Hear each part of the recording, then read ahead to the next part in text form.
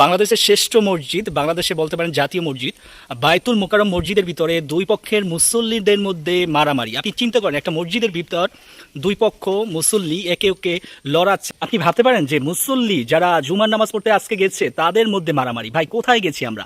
আমাদের শাসন কোথায়? আইনের শাসন কোথায়? এখন দেখতেছি রাস্তাঘাটে কাউকে মেরে ঝুলিয়ে রাখছে।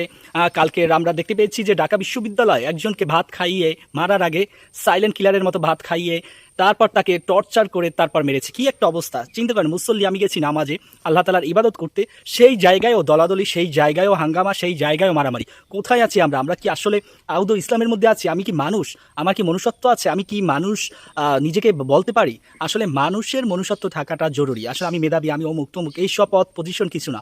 মরতে হবে সবাইকে, মনুষ্যত্ব হতে হবে, ঈমান নিয়ে কবরে যেতে হবে। সেই জায়গায় চিন্তা করেন, বাংলাদেশের শ্রেষ্ঠ মসজিদ বাইতুল মোকাররম, যেটাকে আদর্শ বলা যায়, সেই জায়গা থেকে এরকম কাহিনী শুরু হয়ে গেছে। ভাই কোথায় কোথায় দেশ চলছে?